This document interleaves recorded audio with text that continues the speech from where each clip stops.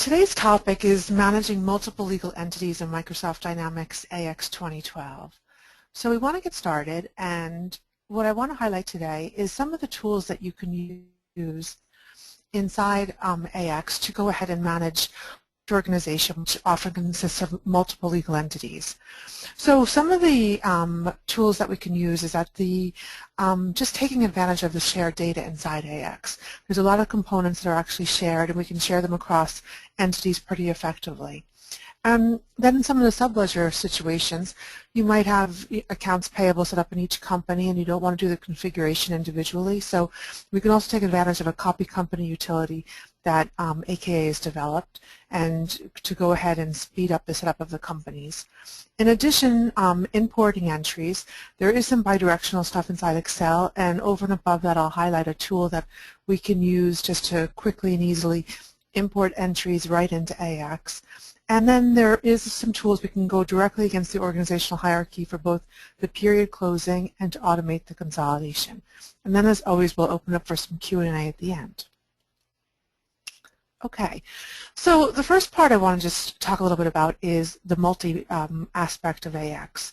So AX is typically referred to as multi-company, multi-currency, and multi-language. And when we talk about multi-company, what it has is it actually has functionality to ease in the managing large volumes of legal entities.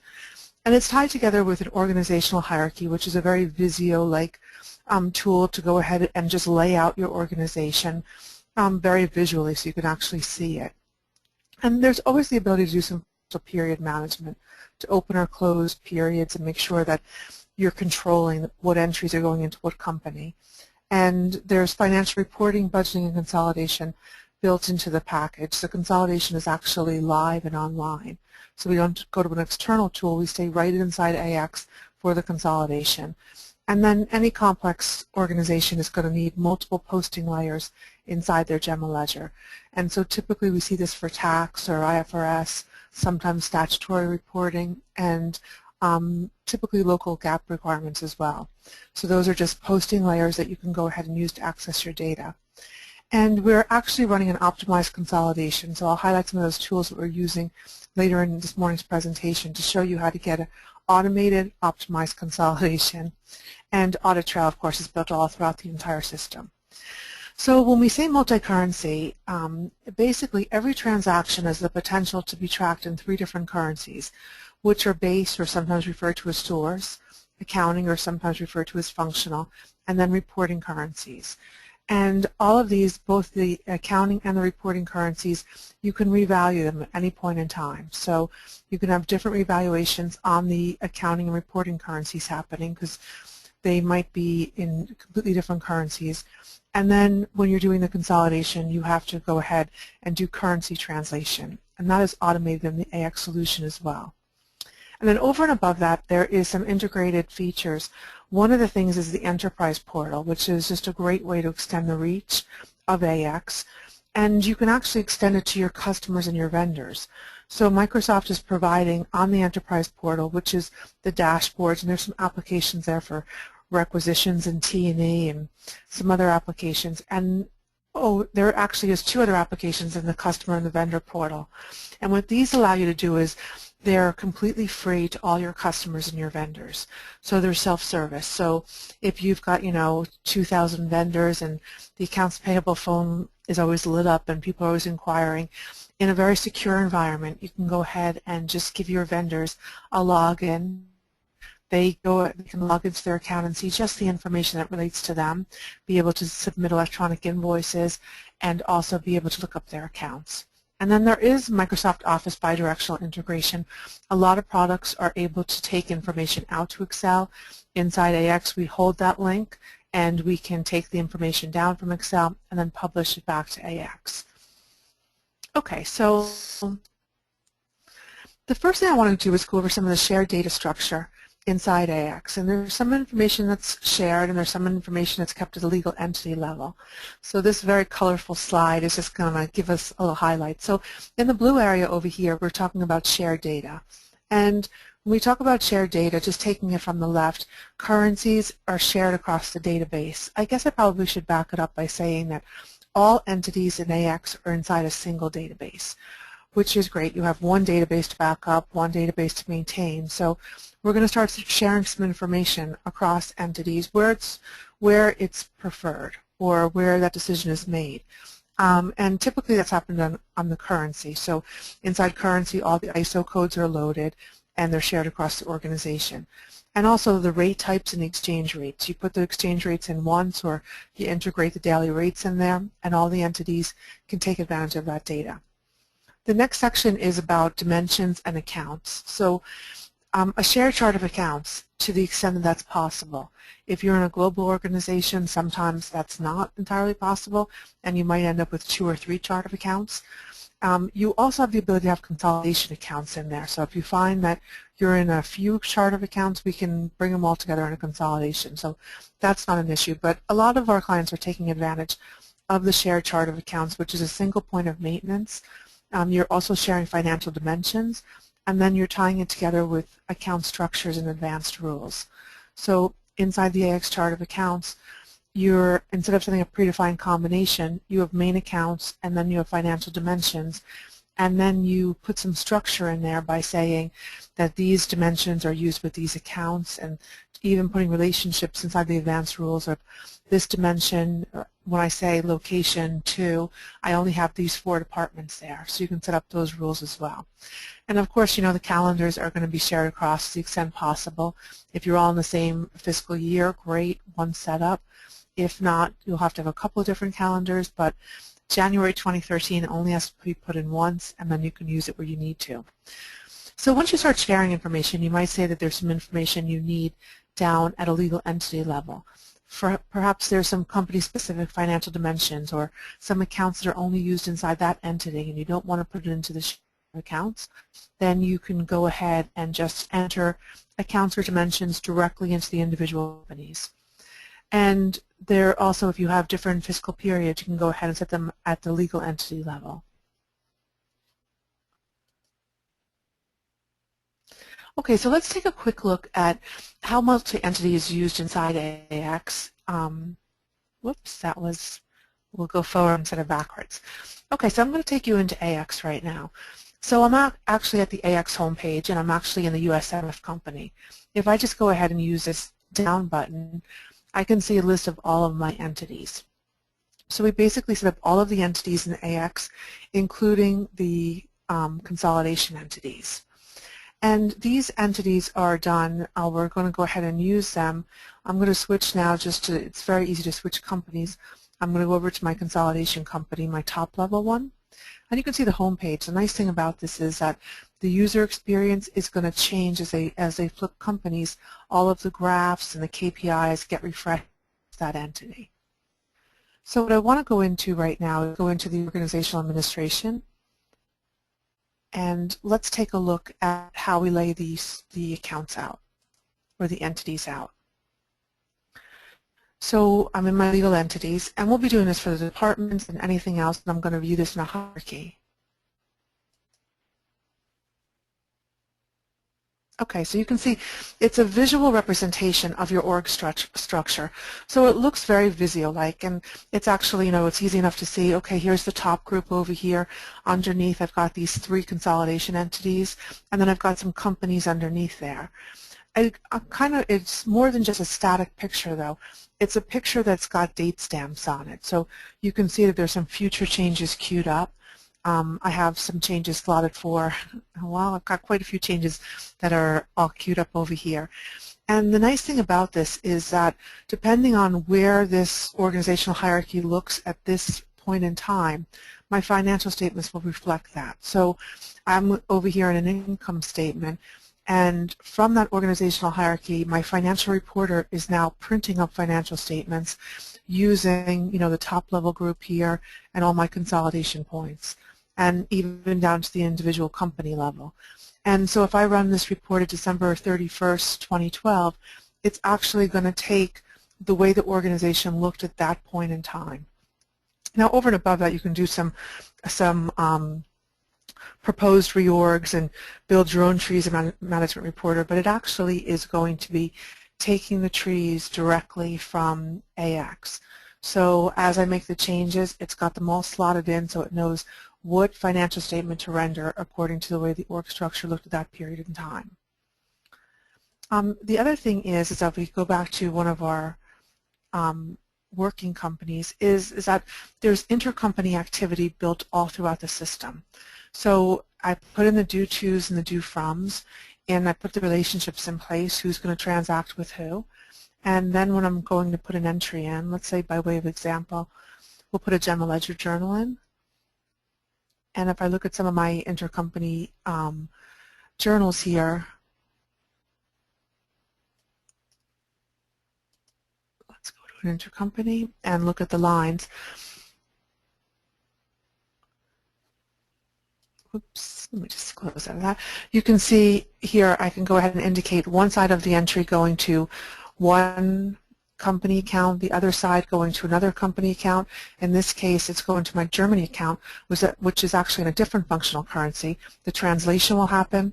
It'll go across sourced in US dollars, and then it'll go into euros in the German company, and the proper intercompany due tos and due froms will be booked. So it just makes a very efficient way to doing it. And so I can transact across entities inside the AX database.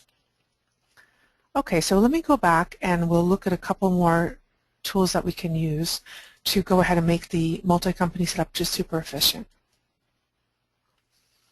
So there is the shared data inside AX, and over and above that, AKA has developed a copy company. And the purpose of this is to systematically copy the setup based on existing companies in AX. So for instance, you might have your vendor set up, or your accounts payable set up, and you're going to replicate that setup in each one of your paying companies. And you don't want to configure it 6 or 8 times, or maybe even more than that. So what you do is you use our copy company functionality, and you basically, all you need to do is just say, from this organization, go ahead and replicate the setup inside this entity, and it will take all the files across. And you can do that in organizational administration. You can do it in general ledger. You can go down and select at a very granular level. Do you want workflows to come across? Do you want the banks to come across? So that you can actually just indicate what you want, and you've got some laser control over there about what's going to come across in the transition. And then we also have a tool where we can import entries directly from Excel. So what this does is that I can have, as I'm going through my month-end close and I'm queuing up all the entries, and maybe I'm tasked with reconciling a particular branch of the org structure, and as I find the entries, I just want to put them all inside of an Excel spreadsheet without going in and out of individual companies. So we have a tool to do this. So you can do a validation of the entire file on the outset. So when you tell it to go ahead and import the file, it'll go ahead and do the validation start to finish, so that you're not, getting an error message, correcting it, going back and fixing it. It'll just blast through the entire file, tell you all the errors, so you can just fix them all at once when it does its validation. You can also entries for multiple companies inside a single file. So all my journal entries, it'll find its way into whatever companies I indicate. And the entries, because AX allows entries into any screen for it has type, we can put general ledger entries. It could be AP invoices, AR invoices, bank transactions, and even fixed assets. So let me give you a quick demonstration of how that Excel import works. Okay, so I am going to go into Excel right now.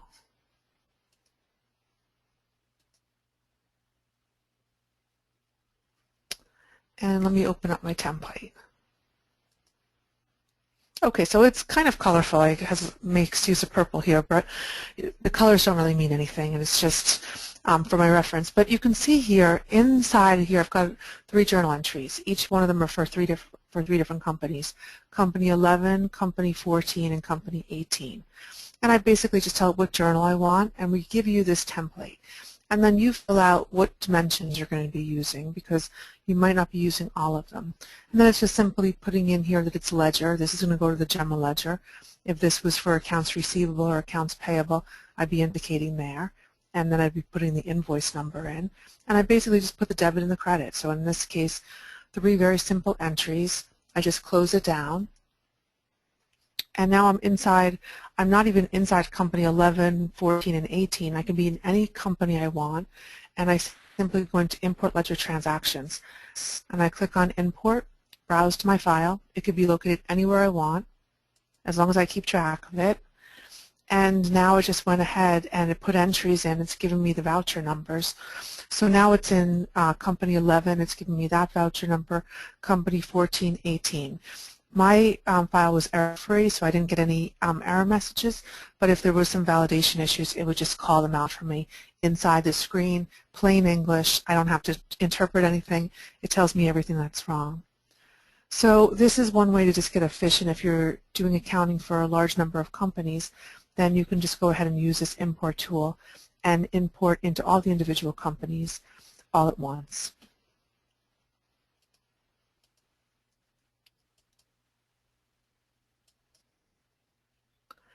Okay, so the next item is period close and consolidation.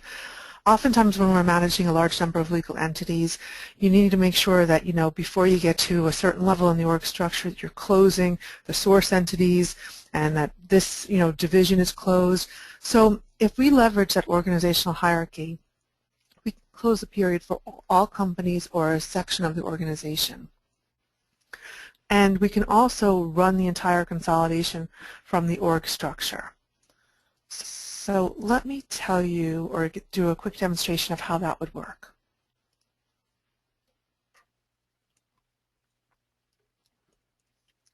Okay, so I'm inside AX, and I'm going to flip over to my consolidation company, the top level.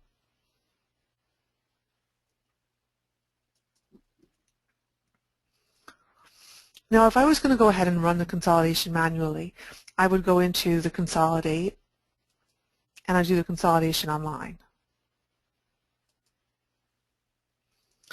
And first I would have to make sure that any consolidation level below this, I'm in the top level right now, has been done, and all the source entities revalued. So there's a certain sequence of steps I need to follow. But basically I would say that I'm going to include the actual amounts, and I'm going to include this date range. Maybe I'll do it from May 1st to May 31st.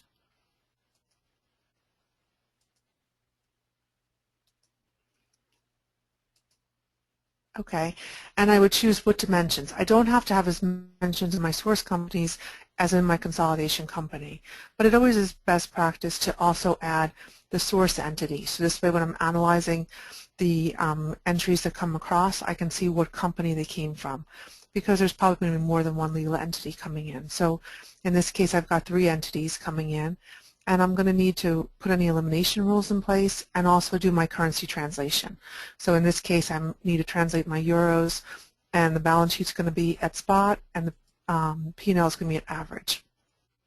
And if I want to run the consolidation, I would just simply click OK. But we're actually we're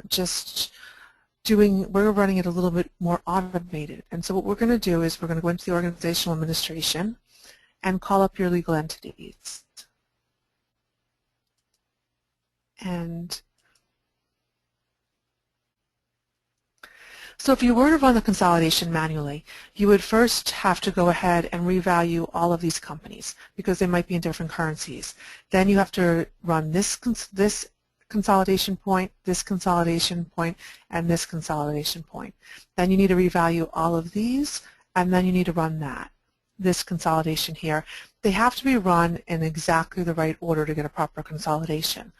So what we've done at AKA is we've actually we've enhanced the organizational hierarchy to make the consolidation itself just be driven off of one button. So what this means is when we say create the consolidation, it's going to fire off a series of batch jobs in exactly the right order to get you 100% guaranteed perfect consolidation. So I'll just click the create consolidation, I'll give it my start and end date, click OK, and the system will do the rest. So that is somewhere, because you can actually change these organizational hierarchies. At any point I can edit it and say, this, I'm going to cut this one and I'm going to paste it over here. And now I've got to go in and make sure that I've edited my consolidation entities to reflect the current configuration of the org structure. I'm just going to get rid of these changes right now. Let's discard the changes. and go back in. So that is one way to not just automate but also optimize. So the system goes ahead and has some batch jobs with dependencies, so it's actually waiting here. It's going to be waiting here for this level of consolidation to be done, and it's waiting here for all the revaluations to be done. So perfect every time. The next item is that you can actually, if you come in here and you're starting your month end and you just say that you want to go ahead and print trial balances for everyone. So you just click on this icon here. It'll go to a predefined landing spot, print out trial balances for all of the entities, and this way you don't have to go into the individual companies and request them. And then the last item that I have to show is that the changing of the periods. So I'm working my way through the month end, and perhaps, you know, this whole section here is looking really good and it's finalized. I don't want anyone to put any more entries in. I could go into each one of these entities and close them, or I can simply use this change period button. And I could go ahead and say, okay, I just want you to close just this period. And I'm going to say for period 5, update the status, and I put it on hold. And this way, all of the entities underneath here are all closed. At the end of the month, when I'm ready for everyone, I just click here, and all of them are done, and then I'm just able to update the status. So you don't have to go in and out of each of the entities and check, and oh gosh, did I close it, did I not close it? This way it takes all of that worrying out of your hands and just make sure everything is in complete lockdown.